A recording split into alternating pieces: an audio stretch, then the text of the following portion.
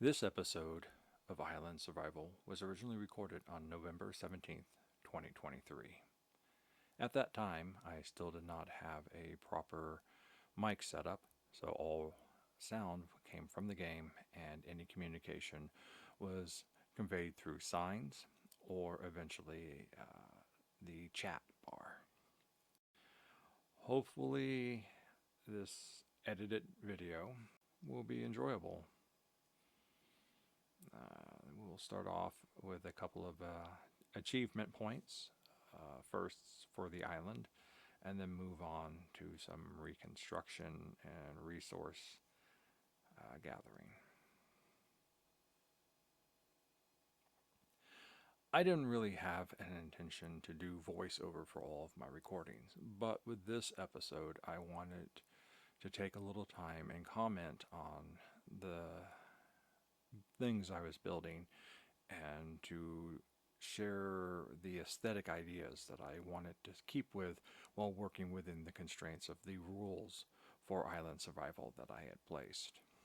Following the aesthetics of keeping with the island, working with the materials that are available, sticking with a imagery of being out on the water and working on the water and what you have around is a slow process, and this is a survival play that I felt is going to be a slow play. There's a lot of grinding, a lot of digging, a lot of building, a lot of testing things out, a lot of trying to work out what is acceptable, what is not acceptable, how far can I go, how far can't I go. I try to keep an eye on myself and make sure I don't overstep the bounds. I make sure that the choices that I make now and in the future episodes as they come still remain within the bounds of what is acceptable on the themes. Primarily, what counts when you are dealing with water, frozen lakes, frozen rivers, and islands for exploration and resource gathering. In some ways, island survival is like Skyblocks, except for if you fall off the island, you merely float to your doom, unlike Skyblocks where you fall to your doom.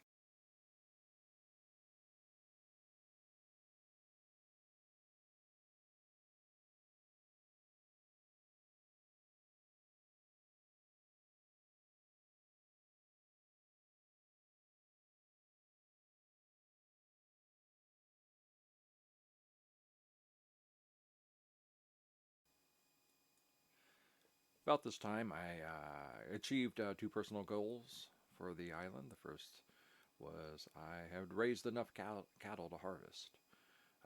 This was necessary for me to complete the second goal, which I was going to be working on next, the making of books, so I could build a proper enchantment location. I usually will build up a large amount of cows, and to harvest, I'll harvest them until I get down to about 10. I'll leave 10 and then start back up again. Always keep a few cows around for milk, very important milk. It takes out all effects, but usually we just use it for the negative effects. But it'll also take out your positive effects too, whether you want it to or not. This corral is a floating pasture basically. It's let the grass grow for aesthetics, but cows don't need it. They don't eat the grass. Actually, sheep do, but cows don't. The design pretty much works, keeps the cows in. Occasionally, I've had pillagers appear inside of it. They kind of blend in with the cattle, so you have to be careful. So the design of the spacing through the walls, usually sometimes leather or meat will fall through and I'll have to go dive in after it. But it's okay, I don't mind a little swimming. After all, I am on an island surrounded by water. It's part of the natural process. It's still kind of difficult for killing the cattle. Right now I'm just using a stone sword, so I have to hit a lot. And doing strategic strikes are also difficult. You go for one, you hit three, and that's a non-enchanted sword. And they run away, and you're trying to find them, so you have to just kill another one. Eventually, you get yourself a sword with fire on it, and then you kill the cows. They catch on fire, and they cook the meat for you. So that's using a tools to improve your situation there. But yeah, so that's pretty much it for this part. Growing enough cows up. If you remember from the earlier episodes, I had to go out and pirate them away from the land, bring them here, give them to a new home so that way they'd breed and multiply, providing me with the resource of cow flesh and cow skin, also known as steak and leather, which steak can be leather if you overcook it. Yeah, sometimes I do pretty good on hitting them. That's me practicing the critical hit. Other times I miss miserably, like this time here. I think I killed a cow from on the other side there. That's basically it. I don't really use leather for much else. Occasionally picture frames. Almost never for leather armor, except for boots, leather boots. But you find so many leather boots when you're dealing with zombies and stuff. It doesn't make a difference, really.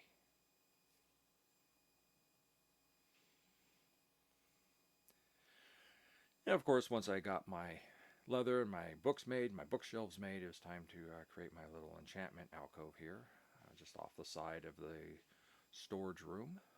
I thought this was a nice, quaint little place I was going to put it at.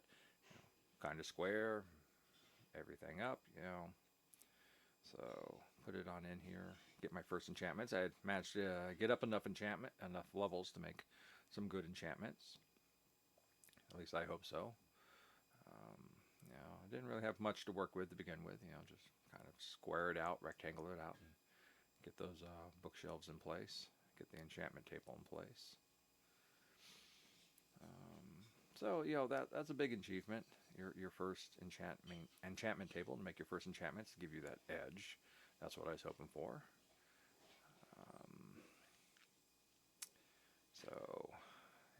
There it is, trying to make it look nice and cool and everything, but you got that last bookshelf. What are you going to do with it? Where are you going to put it? You got to be able to get out of here. If you go hopping up and down, of course, you make a lot. So, I'd collected up other things while mining. I got the lapis. Got myself an iron sword to test it out with and such. Drag that down. Didn't really want to do any books yet. I think I may have used them all up for making all my leather up for making the table or making the enchantment the bookshelves. But that looks nice. That's a nice sharpness 4 blade. But would I want to waste that on an iron sword when I could make that onto a diamond sword? I do have a couple pieces of diamond up there. So I didn't have much diamonds. Most of it I collected up from shipwrecks. I think I found a couple. I hadn't gone very deep down for digging for diamonds. Not very far. I always had poor luck digging for diamonds until later in this series where I'm just hitting diamonds everywhere. But there we go. Still got the enchantment 4 on there. Gonna take that sharpness 4. Yeah, go for it. Nice. And look at that. Isn't that beautiful? First sword. You got sharpness. You've got, I do believe, unbreaking. You got looting. It's hard for me to see. It's very small here. But I just remembered I was very happy and impressed for a first enchantment. That was a very, very fortuitous enchantment. Because a lot of times you just get the one enchantment. I got to make myself some enchanted tools here.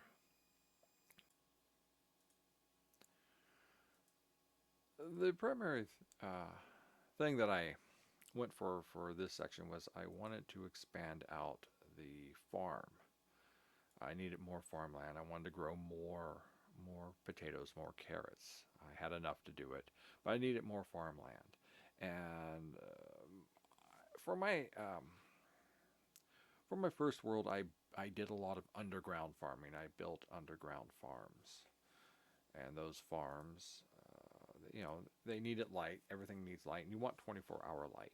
You want to get lights levels 9 or higher onto the crops, and that way they'll just keep growing 24/7.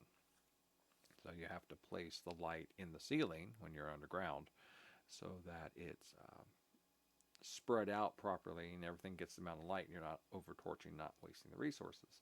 But for my second world, I built my farms on ground level, but I built a trellis section. So for the trellis, I thought I had recently been playing around with nether brick and netherrack, and I thought that would be kind of cool. And so I needed some netherrack in order to make this. Unfortunately, my nether portals, my location in the overworld, pretty much lined me up to basalt delta, and netherrack is not very plentiful in the basalt delta. And, I mean, I enjoyed going in there. It's a very scary place. I think it's the most scary environment there is, the biome in the nether, just because of how much lava there is there. But, I didn't really get much in the way of netherrack here. But I did learn something. I like it when things are learned, and this is what I learned. I can hear, you can't hear it because I forgot the sound turned off, but there's the ever-present sound of lava. Oh, and there it is. There's the lava. And this is where I get to learn that nether portals do not burn from lava. As you will just see, I'm still trying to seal it off without burning myself. But there you go. You can see my nether portal um, being swamped by lava. But it doesn't burn to the lava. So that's always nice, Now I'm going to try and get out and close off my little madness of just of lava here. I think there's just a small lava pool up there because there's a lot of me digging around up in there trying to get things taken care of. And I think I got to look up there, and it's just like a small lava pool up there. But yeah, that's not the type of lava you want. You don't want to step out in your nether portal and find yourself actually stepping into lava.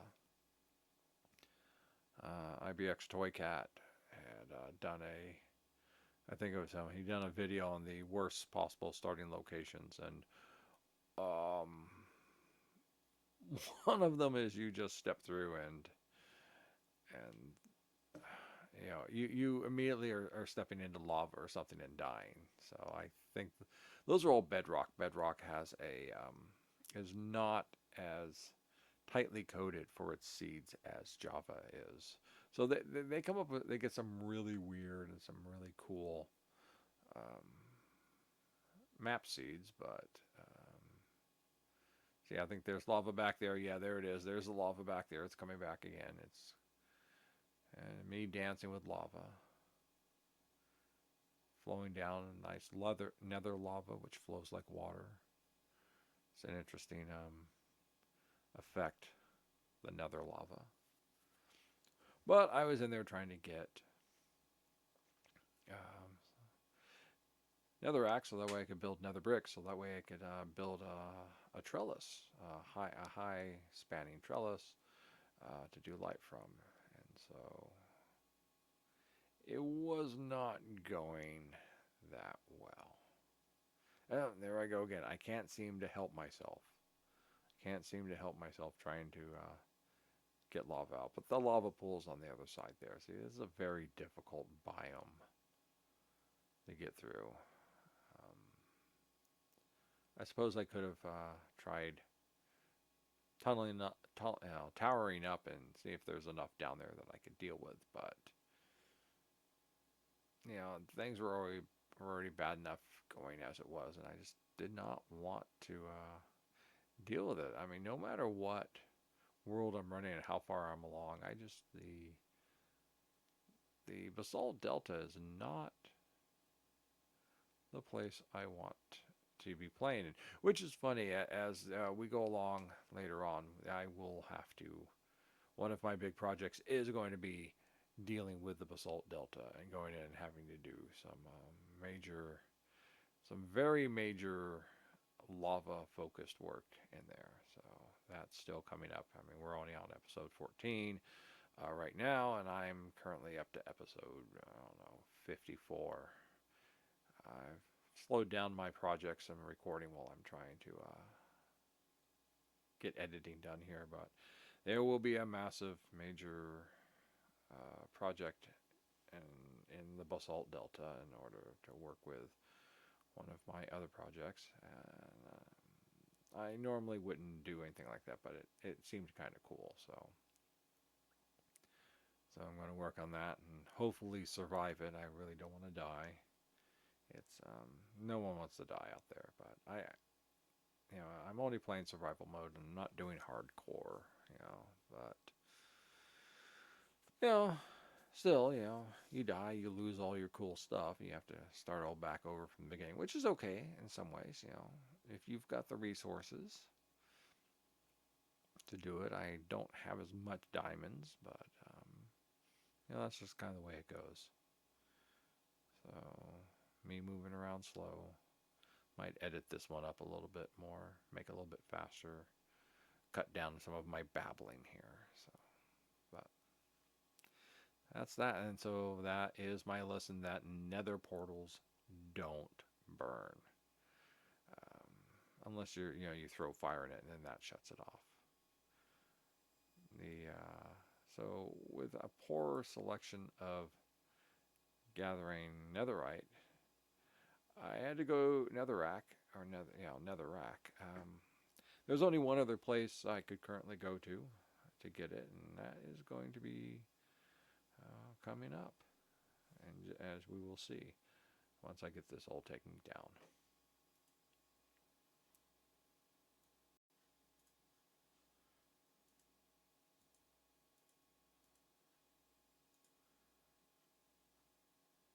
So the other place to get netherrack is in the overworld next to nether portals. It's just everywhere. It's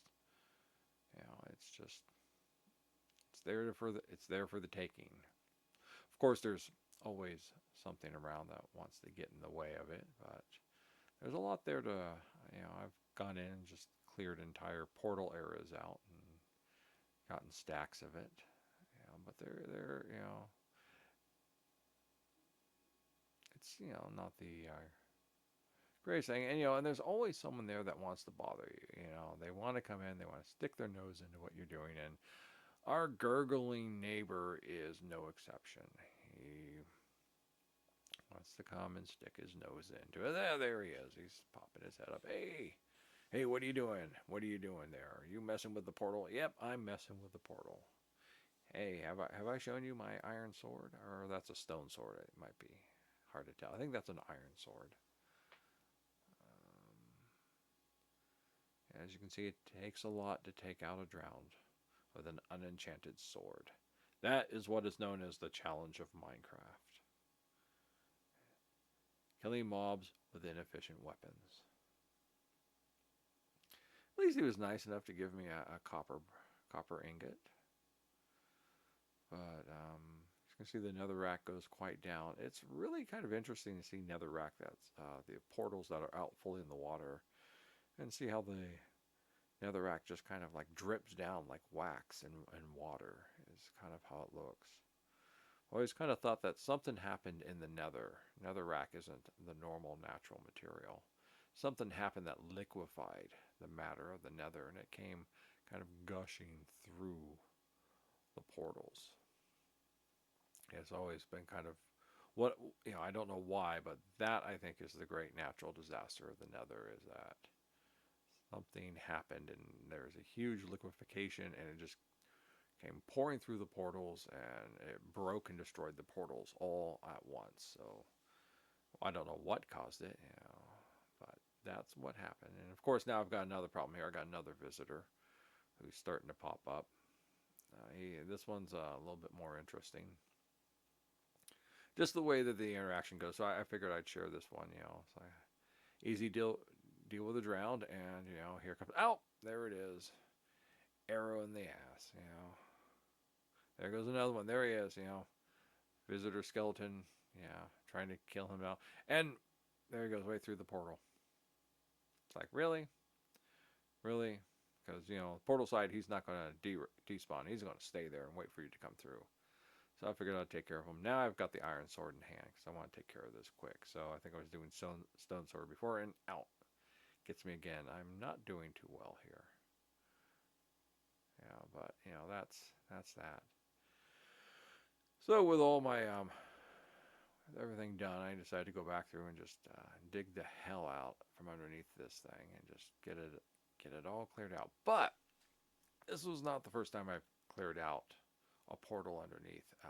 My other world, I had done this. I had found a portal and I just cleared it all out, and it still had the like stone platforms and everything, but I had cleared out maybe 4 to 6 blocks deep of netherrack, and out from around it, and I built some so I could some pathways over to it, and then I went on into the nether and did a little exploring around, came back through, and the portal dumped me out. I came out, and the portal was on the beach. I'm like, where did this portal on the beach come from? How did it get over here? I was very confused. I get confused, but I'm like, okay, well, did I come through the wrong portal? Did I build one? Because the beach one wasn't there before. I could have sworn there was not a portal on the beach. I was not going around in the habit of just building portals from scratch. I was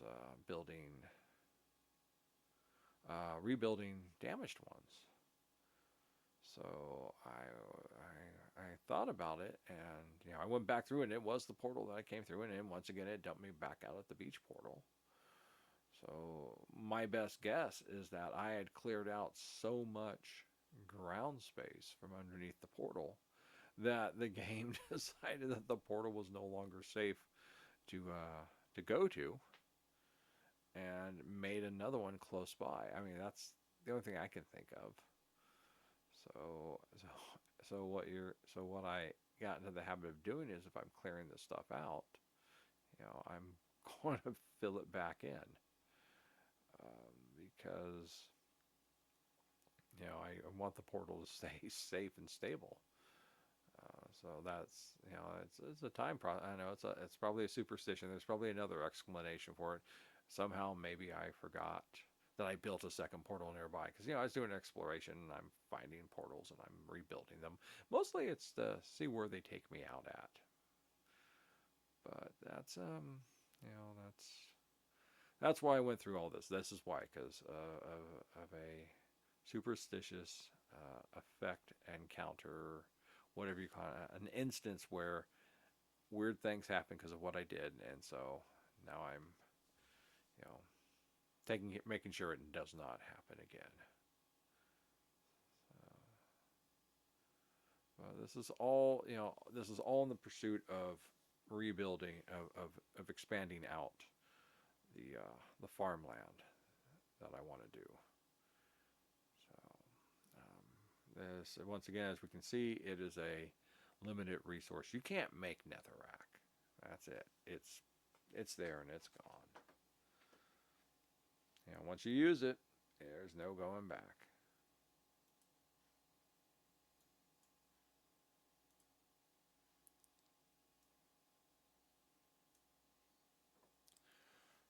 So after taking out one nether portal's worth of netherrack, I went out looking for some more, and instead I found a shipwreck.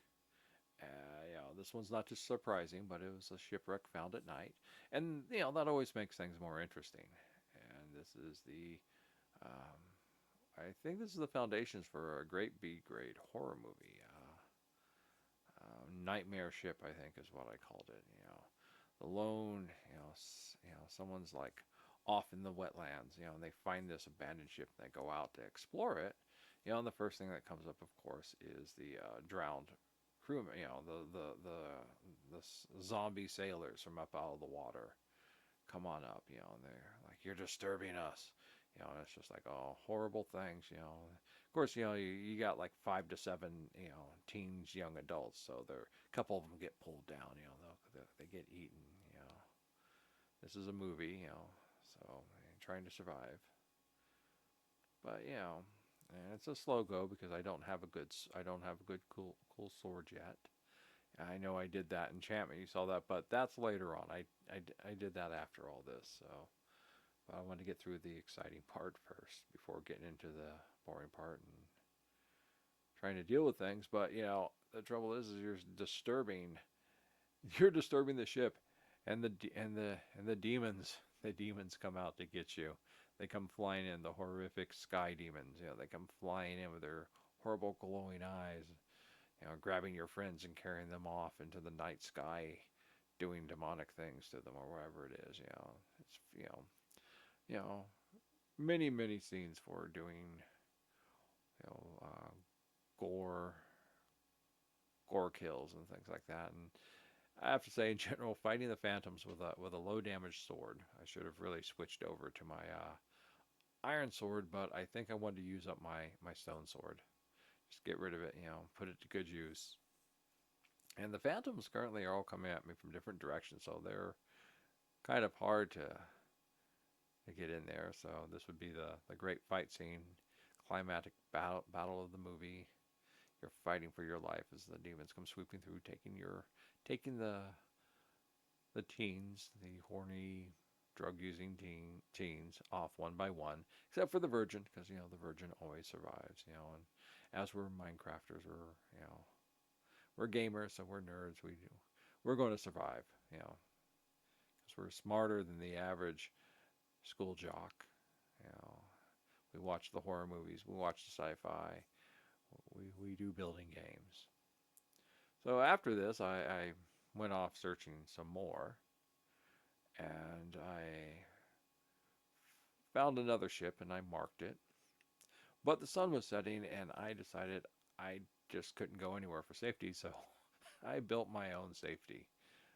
And pretty much this is learning my lesson from the last ship at night without a bed, without getting any sleep. So it was very hard to maneuver around to do this, but I figured, you know, I'm going to survive the night. I don't want to sit here and fight these guys over and over again. And it was enough that I just hunkered down here until dawn, watching for them, waiting for them to show up. And they didn't show up, so I think being undercover like this is enough that it considered that's considered uh, cover. You're considered indoors, I guess, because they never came to bother me this night. So yeah.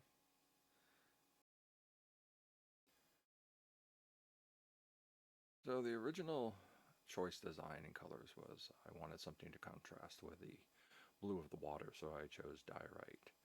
I wanted to make sure that there's at least an impression of some sort of framework. I didn't want the farmland to be just an extension of Earth, a build out of the island to make it bigger and bigger.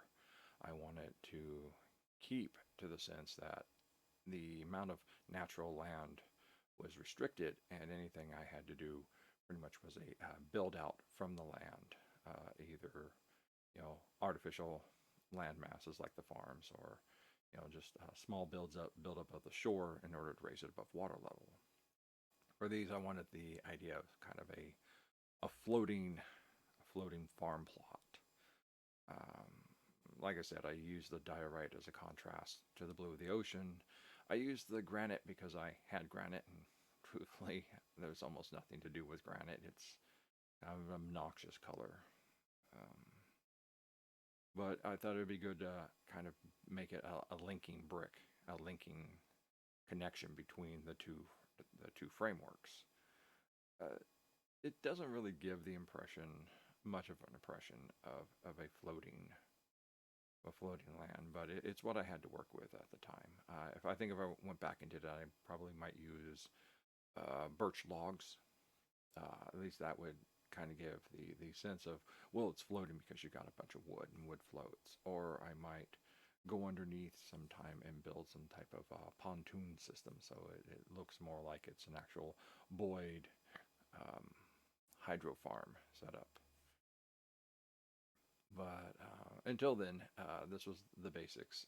Is the framework, the two 9x9 plots. Still using a central water square for hydration, because the way the borders are set up, they cut off the water flow by one block. So even though they're sitting on water, the water is only counted if it comes from the side. and hydrates inward. So the blocks would cut off the first of the four. They go 4 blocks in for hydration, and the walkway pathway blocks block off one blockway. The granite couplings would block off a second coupling, so you'd only get 2 to 3 blocks in, and you would end up with a central section that was not hydrated. Later on, I'll try a different bordering method to allow full hydration to come in from all the sides. But until then, this is what I'm building, and I wanted to make sure also that there was going to be spacing between it, so I could build more than just have these pathways butted up against each other. It would really narrow out what you could add on as far as light posts or anything like that, which is where this is eventually going to lead to.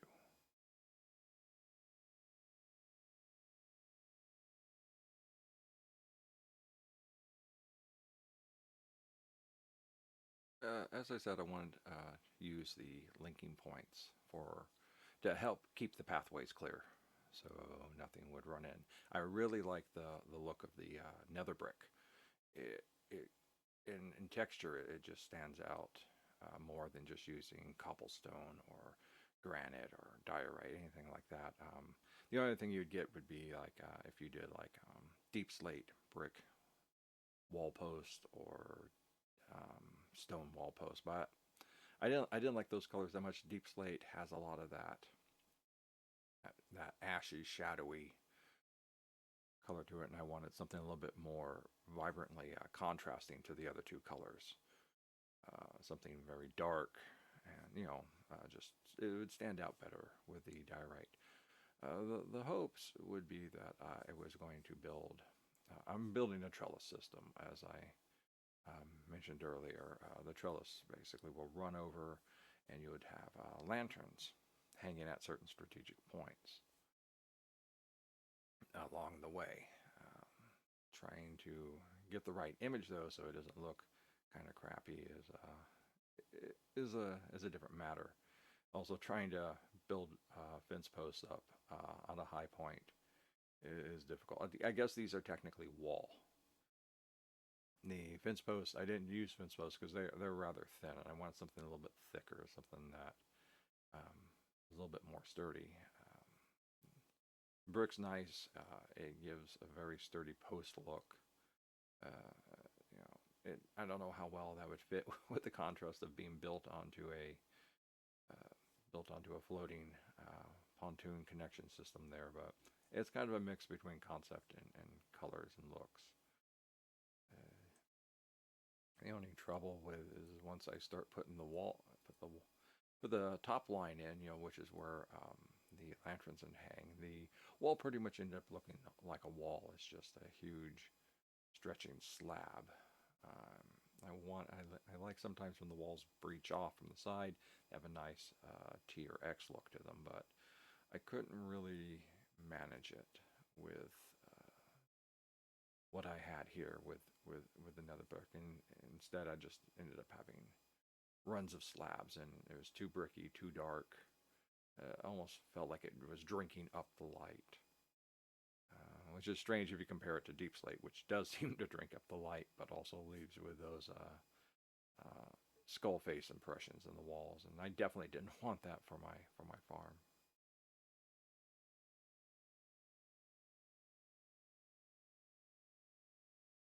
When the whole wall slab failed,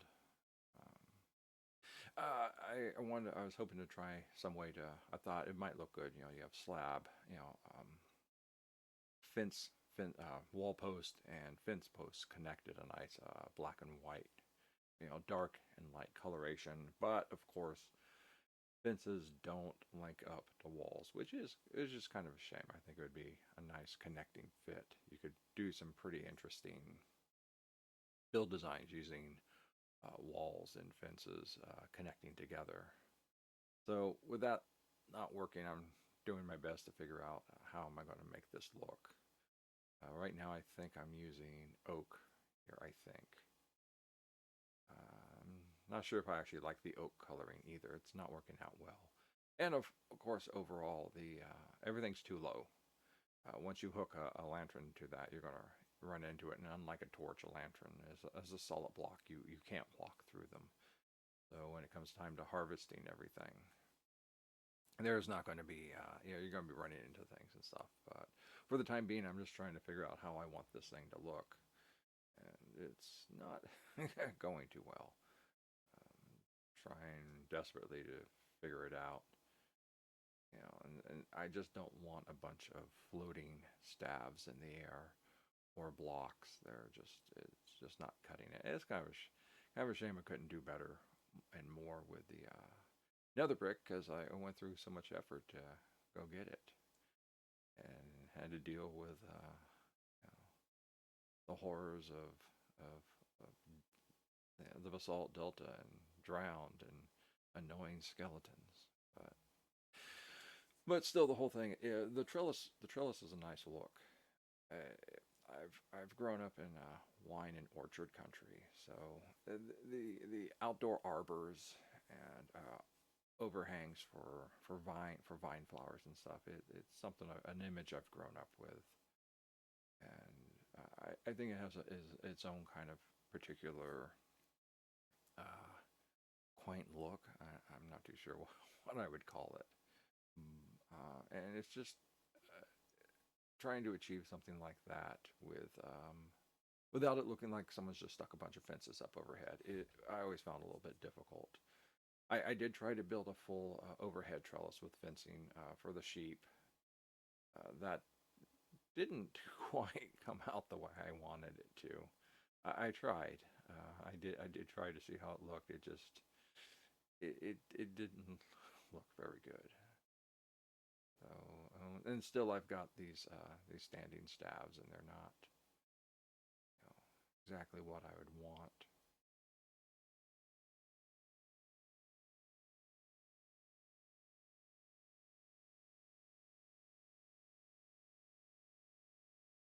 Now I'm trying to do this with spruce. I'm liking the spruce color more. I think it's a nice transition from the dark color of the nether brick. I can't really tell you what color the nether brick is. I'm partially colorblind, and I have a worse time trying to tell colors on generated colors. Is really strange. I can see rich blues and things like that, but I couldn't tell you when it shades over into purple. Strangely enough, even though I see reds just fine, I have a hard time differentiating them between brown on a computer screen. It's annoying. Yeah, but I'm still liking this. I'm liking the dark color of the spruce. Maybe I might have gone through and maybe try a dark oak, but I think the dark oak would be too dark. But now I'm starting to get the runnings, and that's kind of the start of what I wanted. Or these have to find my missing. The just have these um, overarching causeways. These overarching runners that you then hang the lights from. So I'm also checking out light levels, because that's the entire thing. Is you got to manage the amount of light resource you're going to be using in order to figure out how much you're going to be putting. Once I figured out how I was going to get it to look, the next part is, of course, uh, trying to get the lighting in place. That's the hardest part. It takes a lot of time. You got to work with the light pool. You got your light source. Usually it's a 14 or a 15 at the source, which really doesn't do a lot of good, because everything radiates out from the source. So then you got to go, you got to count down. You got 14, then you go 13, 12 at this point. So you're 12 at the ground. You need everything to stay up at 9. Yeah, I remove all the other interfering light sources. We're fortunate that Minecraft differentiates between the ambient light of the sun and what the actual, light illumination at the ground is. That if they didn't do that, that would make this so much harder. But you're really sitting there trying to count out your light blocks, find yourself down to your 9, then work yourself out a little bit more, and then try and guess how you're going to have that light pool fall down and overlap sometimes. You don't want to put it always to the edge, because you're trying to do it at the edge, you always end up having this singular 8 setting off, and you have to like throw another lighting thing off to the side. And I mean, I could mine enough iron just to build these things ad infinitum, but or get myself a librarian to sell me them, which eventually I end up trying to do. But I'm also considering the lag and the load feature of having a lot of light. I originally thought that the lanterns didn't have any animation to them, but they do.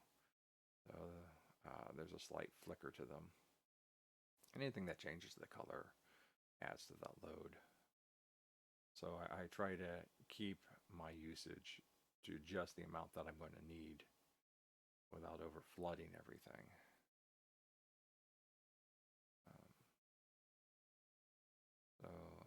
Like I said, I liked the spruce. Spruce was looking nice. I ended up sticking with that for this. I even mastered fence walking. Get over there and put it.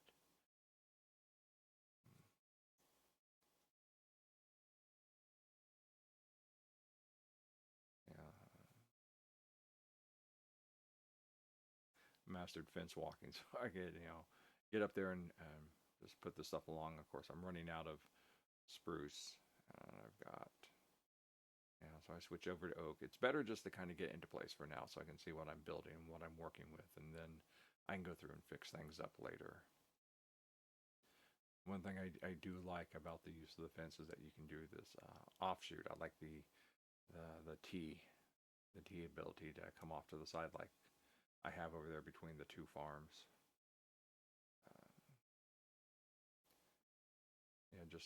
Just like that, kind of gives a better side hanging effect.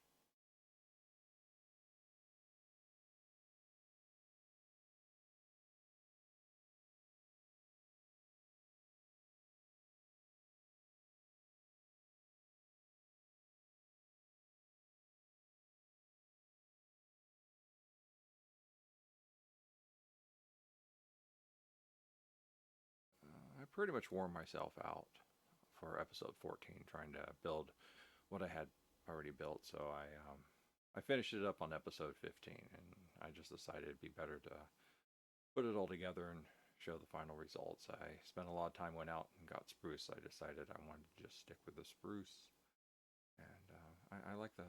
I've said this already, but I do like the color and the shading that came out from it. The rest of the effort is just trying to work with the lighting that I had to try and make sure everything's lit up. I at least wanted one section of farm, one row of farms, the 2 plots, so that way things would grow properly. I've decided that I am going to go out and trade with the farmers, and hopefully get some librarians going, and so I can buy the lanterns instead of having to make them. I did have iron, but not enough, I think, to make all the lanterns I was going to need. Still, resources are at a premium, so I'm constantly trying to utilize everything to maximum effect, not being frivolous with my construction use. Some are easier, some resources are easier to replace than others. Wood, obviously, I hadn't built a spruce tree farm yet. That was going to be another agenda for episode 15. I went out and, as I said, I collected wood. As you can see, actually, I have built it. It's there in the background someplace, popping up, but not enough time for me to actually get wood from it for this build. So a lot of it I took from ships. I hit ships and that had shipwrecks that had spruce in them, and I grabbed spruce planks and spruce fencing, and I just made a lot of spruce fencing from that. I had collected spruce trees and just did the whole lumberjack thing.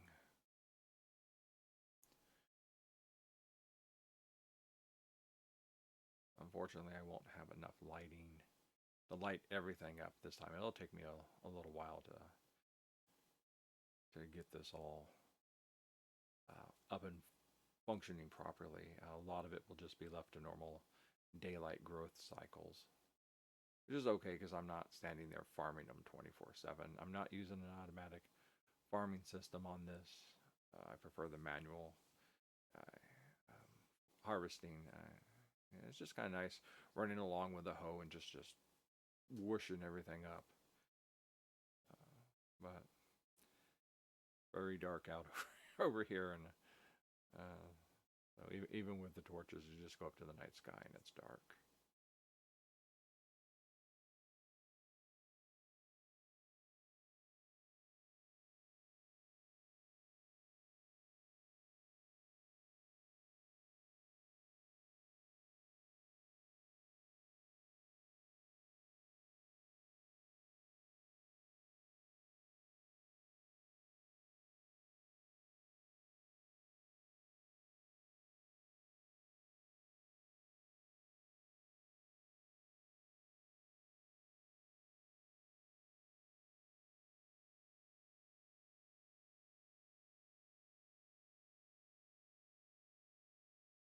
One thing I never did was actually have a look back on how it all turned out. That's because it took me a while to get everything in place that I needed, which would primarily be the lantern. So I figure we'll take a couple moments into spectator mode and just kind of... No, I won't do spectator mode. I can't control my speed. I move too fast. But this is the final result right here. It's... you got your trellises, you got your lanterns. Everything's growing nice and happy. Off in the distance there, you can see the next farming plot that I did. But this is how it looks. It's kind of nice with the sun going down so you can see the lighting effect.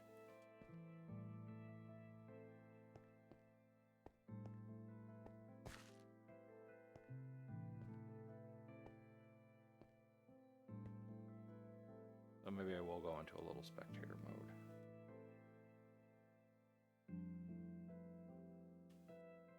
Just so I can kind of do an overhead view of it.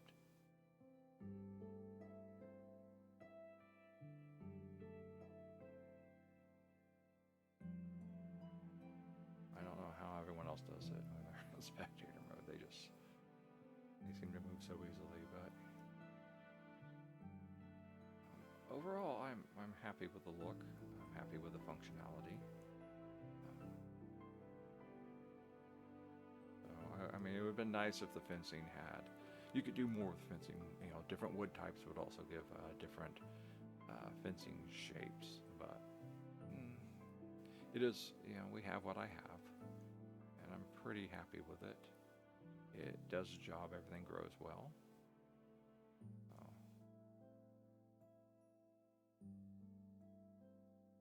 You can walk through here and not bump your head.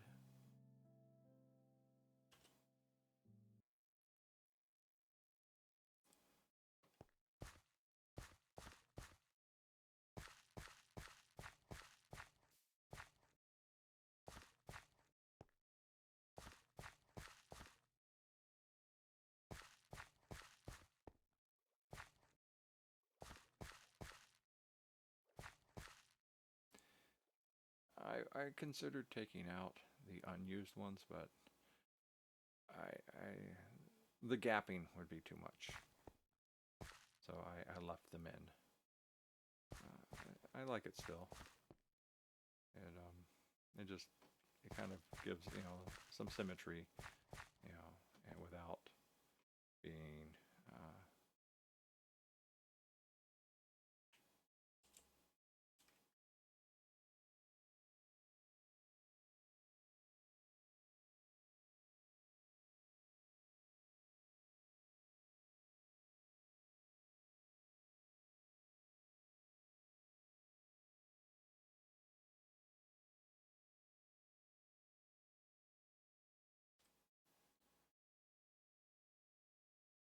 that's that. That's the final build of it. I mean, weeks later, months later, that was back in November. We're in February now.